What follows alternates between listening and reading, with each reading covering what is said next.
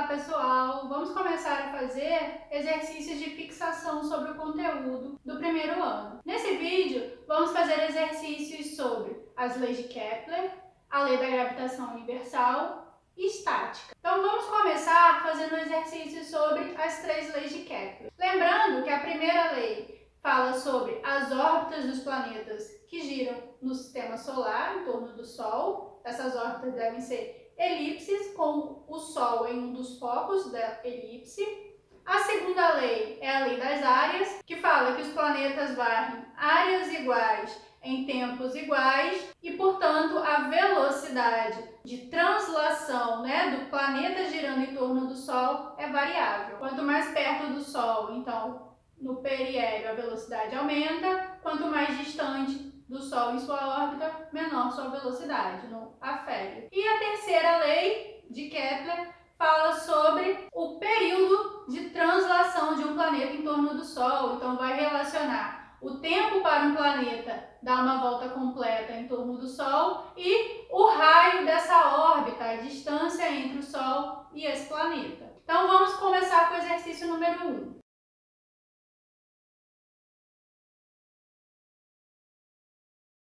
No exercício número 1, a gente vai ter que determinar qual dessas afirmações sobre a segunda lei de Kepler é verdadeira. Segunda lei de Kepler, lei das áreas. A primeira afirmação fala o seguinte, que o movimento de um planeta é acelerado quando ele se desloca do afélio para o periélio. Afélio, quando o planeta está mais afastado do Sol, periélio, quando ele está mais próximo. Segunda lei de Kepler, as órbitas então são elipses, o Sol vai estar em um dos focos, o planeta girando aqui. Quando o planeta se aproxima, velocidade aumenta. Quando o planeta se afasta, velocidade diminui. Então, do afélio para o periélio, o movimento não vai ser acelerado. Letra B, o movimento de um planeta é acelerado quando ele se desloca do periélio, do ponto mais próximo, para o afélio. É essa daqui a correta.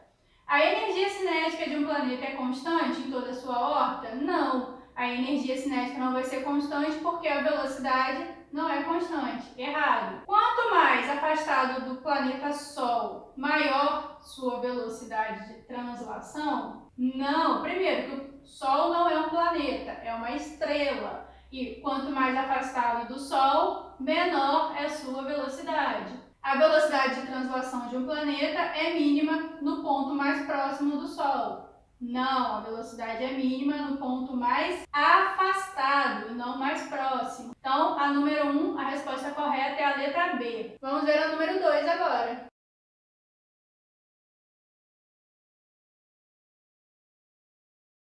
A número 2 são afirmações sobre a primeira lei de Kepler. Então, a número 1 foi sobre a segunda lei. E a número 2 é sobre a primeira lei, a lei das órbitas, que fala que as órbitas são elipses, com o Sol em um dos focos. Então, vamos ver. A letra A fala que as únicas órbitas que existem são elipses. Não é verdade. Letra B, as únicas órbitas que existem são circulares.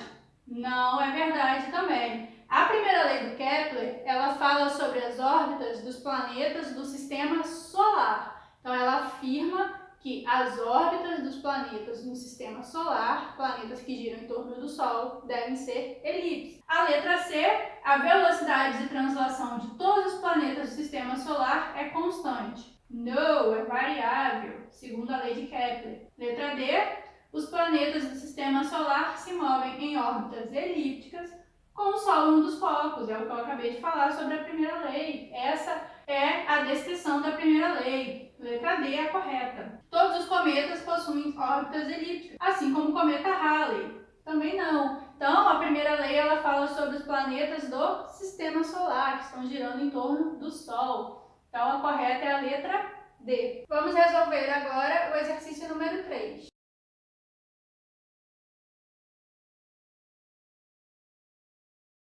O exercício número 3 fala sobre a terceira lei de Kepler. Fala o seguinte, que se um pequeno planeta for descoberto 4 vezes mais distante que o planeta Terra, qual será o período, quanto tempo ele levará para dar uma volta completa em torno do Sol? Então, a gente sabe o seguinte, que o planeta descoberto descoberto, ele está 4 vezes mais distante que a Terra. Então, eu posso falar que o raio desse planeta é igual a 4 vezes o raio da Terra, já que ele é 4 vezes mais distante do que a Terra do Sol. O período que a Terra leva para dar uma volta completa em torno do Sol, a gente sabe que é de 1 ano, né? A medida de 1 ano é o tempo que a Terra leva para dar uma volta completa em torno do Sol. Vamos usar essas informações da Terra comparadas com a desse planeta descoberto para descobrir esse período que ele vai levar aí, esse tempo que ele vai levar para uma volta completa. A terceira lei de Kepler fala que o período de um planeta ao quadrado dividido pelo seu raio ao cubo vai ser constante. Então, eu posso comparar isso aqui com a da Terra, por exemplo. Então, o período desse novo planeta ao quadrado vai ser igual ao período da Terra ao quadrado sobre o raio da Terra ao cubo. Então, vamos lá. Olha só. A gente quer descobrir o período. Então, vai ser T ao quadrado sobre... O raio desse novo planeta é 4 vezes o raio da Terra. Então, eu posso botar aqui que é 4 vezes o raio da Terra, isso aqui elevado ao cubo, igual ao período que a Terra leva para dar uma volta completa, 1 ano. Então, vai ser 1 ao quadrado sobre o raio da Terra ao cubo. Vou fazer essa conta aqui do lado, ó. T ao quadrado sobre... Isso aqui é o cubo. 4 ao cubo, 64, vezes o raio da Terra ao cubo, igual 1 ao quadrado é 1, sobre o raio da Terra ao cubo. Olha só, raio da Terra ao cubo com raio da Terra ao cubo, eu posso simplificar, já que os dois estão no denominador e aqui está multiplicando. Então, esse corta com esse. Sobra o seguinte, ó, esse 64 que está dividindo, passa para cá, multiplicando. Então, o período do planeta ao quadrado vai ser 64, né? 64 vezes 1 é 64. Eu tiro esse quadrado, boto do outro lado do igual, vira uma raiz. Então, o período vai ser a raiz quadrada de 64. Raiz quadrada de 64 é igual a 8.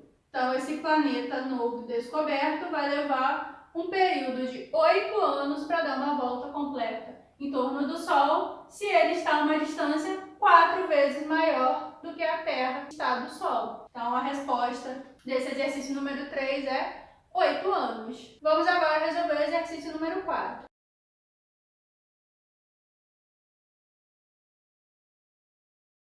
No exercício número 4, a gente quer saber a força gravitacional entre a Terra e o Sol, se a gente sabe que a massa do Sol é 2 vezes 10 elevado a 30 kg, a da Terra é 6 vezes 10 a 24 kg, a distância entre o Sol e a Terra é de 1 vezes 10 elevado a 11 metros, e a gente sabe que a constante gravitacional é 6,67 vezes 10 a menos 11. Força gravitacional, vamos lembrar lá da lei da gravitação universal, é a constante vezes a massa do Sol vezes a massa da Terra sobre a distância entre eles ao quadrado. Vou substituir os valores aqui, ó. Essa força gravitacional vai ser a constante gravitacional, 6,67 vezes 10 a menos 11, vezes massa do Sol, 2 vezes 10 elevado a 30, vezes massa da Terra, 6 vezes 10 elevado a 24. Isso tudo dividido pela distância ao quadrado. 1 vezes 10 elevado a 11 ao quadrado. Vamos resolver essas contas aqui. Em cima, ó, é todo mundo notação científica. Então, eu vou multiplicar em cima primeiro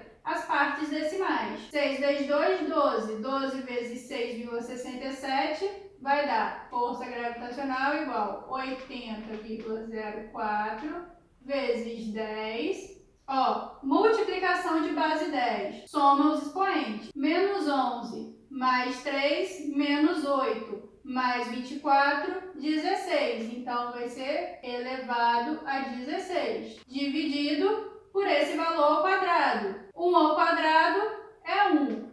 Vezes 10, o expoente multiplica por 2, 22. Essa força gravitacional vai ser, ó, 80,04 dividido por 1 é 80,04. Repete a base 10, divisão de base 10, subtrai os expoentes. 16 menos 22 menos 6. Eu posso escrever isso aqui ainda, para deixar essa anotação mais bonita, como 8,004 vezes 10 a menos 5 newtons. Força, a unidade é o Newton. Então, a força gravitacional entre a Terra e o Sol é de 8,004 vezes 10 a menos 5 newtons. Para encerrar esse vídeo, vamos fazer a questão número 5 sobre o conteúdo de estática.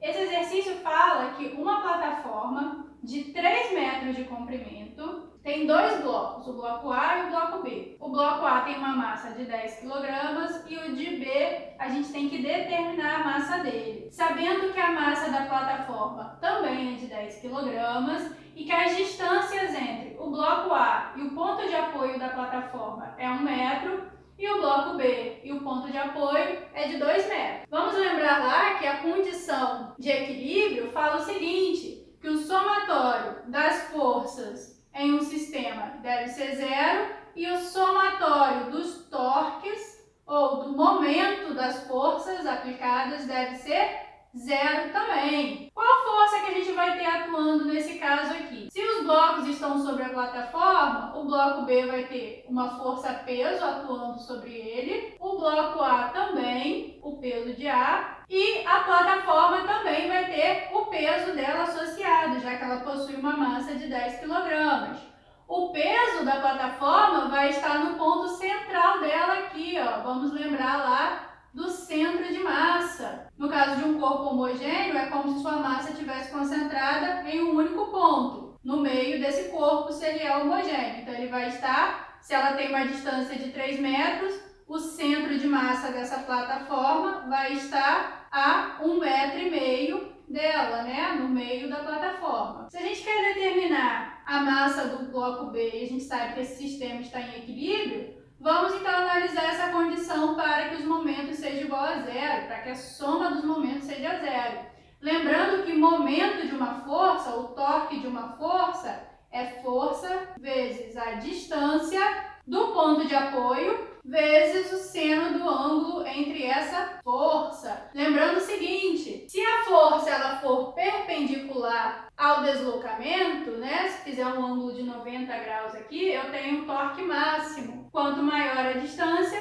maior esse torque. Torque ou momento de uma força, que a gente representa pela letra M, é a capacidade de girar de um corpo. Então, nesse caso, ó, a gente tem um ponto de apoio e uma plataforma, né? Uma base aqui em cima. Se esses corpos estão em equilíbrio, ou seja, se a velocidade é 0, significa que para que esse sistema se mantenha em equilíbrio, se mantenha com velocidade 0, isso aqui não pode girar, né? Eu não posso nem cair para esse lado, nem para esse outro lado. Isso aqui seria como uma gangorra, por exemplo. Ou isso aqui também explicaria o funcionamento de uma porta. É por isso que a maçaneta ela é colocada bem distante das dobradiças. Então, as dobradiças estão de um lado da porta, a maçaneta é colocada na extremidade oposta. Por quê? Quanto mais distante for a aplicação da força, quanto maior foi esse braço de alavanca, maior é o torque, maior a capacidade de giro, menor é a força que você vai ter que fazer para fazer aquele corpo girar. Então, vamos calcular o somatório dos torques dessas forças, pesos que a gente tem aqui, né? O torque total tem que ser 0. A gente vai ter o torque do bloco A mais o torque da plataforma mais o torque do bloco B igual a 0. Torque é força vezes distância do ponto de apoio vezes o seno do ângulo.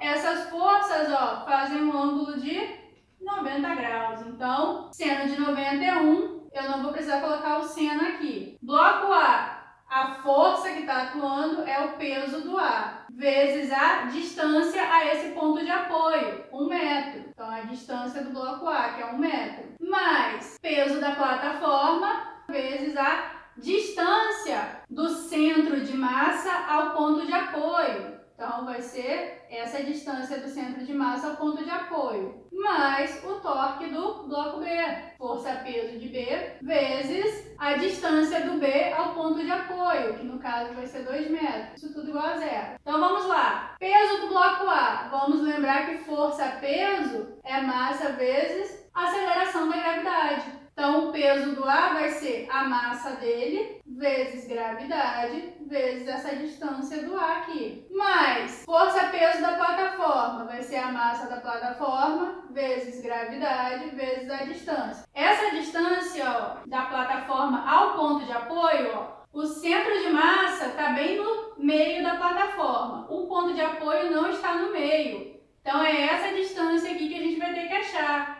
Vai ser o centro de massa, que está na metade da plataforma, menos essa distância aqui, ó. O ponto de apoio ele está a 1 metro da borda, então vai ser 1,5 metro menos 1, vai dar 0,5 metros, ou meio metro. Então, o centro de massa está deslocado do ponto de apoio por meio metro. Mais o peso do bloco B, que é a massa do B, que a gente quer determinar, a gravidade vezes a distância de B igual a zero. Vamos substituir os valores e achar a massa do B. Massa de A, 10 kg. Aceleração da gravidade na Terra é 10 metros por segundo ao quadrado. Então, vezes 10. A distância do bloco A ao ponto de apoio, 1 metro. Mais massa da plataforma, 10 kg. Vezes a gravidade, vezes a distância do centro de massa ao ponto de apoio, que a gente viu que é 0,5 metros. Mais a massa de B, que a gente quer descobrir, a gravidade é 10, e a distância do bloco B ao ponto de apoio, 2 metros. Tudo igual a zero. Multiplicando aqui, 10 vezes 10, 100, vezes 1, 100. Mais 10 vezes 10, 100, vezes 0,5, 50. Mais massa do B,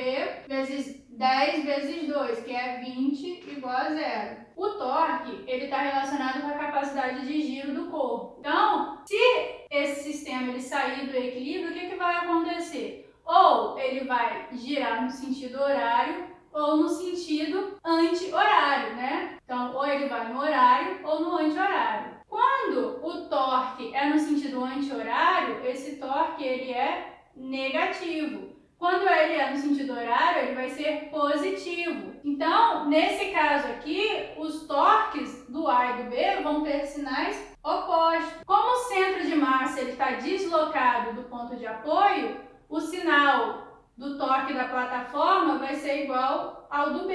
Então, eu posso falar que esses dois torques aqui, da plataforma e do B, são negativos se eles giram no sentido anti-horário, e o do A eu vou considerar como positivo se esse sistema, ao sair do equilíbrio, gira no sentido horário. Então, isso aqui vai ficar o seguinte: 100 menos 50 vai dar 50. Aqui está negativo, eu vou passar para o outro lado do igual, vai ficar positivo. Massa de B vezes 20. A massa do B, então, vai ser 50.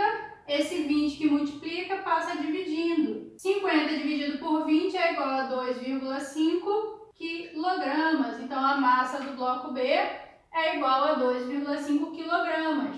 Menor que a massa de A, que é 10 quilogramas. Muito menor. Então, a tendência, se esse sistema sair do equilíbrio, é que o B gire em sentido anti-horário. Por isso que o seu torque foi negativo. Então, cuidado, tá? Equilíbrio de corpos ou estática de corpos pressupõe que o somatório de forças é zero e que os torques também são zero, e tem que lembrar que esse torque está relacionado então com a força e o braço de alavanca ali entre o ponto onde o objeto vai girar, né, onde o sistema gira, e a aplicação da força. Então, cuidado com isso. Giro no sentido anti-horário, torque negativo. Giro no sentido horário, torque positivo. E quanto maior esse braço de alavanca, maior é o torque. Foi o que eu falei lá sobre o exemplo da porta. A maçaneta a gente coloca em uma extremidade, na outra extremidade vai estar o ponto de apoio, né? As dobradiças que vão girar. Se a gente aplica uma força aqui na extremidade, ó, esse braço de alavanca, ele tem um comprimento. Então, a gente tem que fazer uma força menor para fazer a porta girar. Se a gente aplicar essa força no meio dela, a gente vai ter que fazer uma força maior, vai ficar mais difícil abrir essa porta. Por quê? A distância entre a aplicação da força e o ponto de apoio é menor. Se você aplicar a força bem próxima da dobradiça, a força para você abrir a porta, né, para você fazer esse corpo girar, vai ser muito grande, então vai ser muito difícil você abrir a porta. Por isso que a gente coloca a maçaneta o mais distante possível do ponto de giro daquele corpo, tá? Então assim a gente encerra esse vídeo.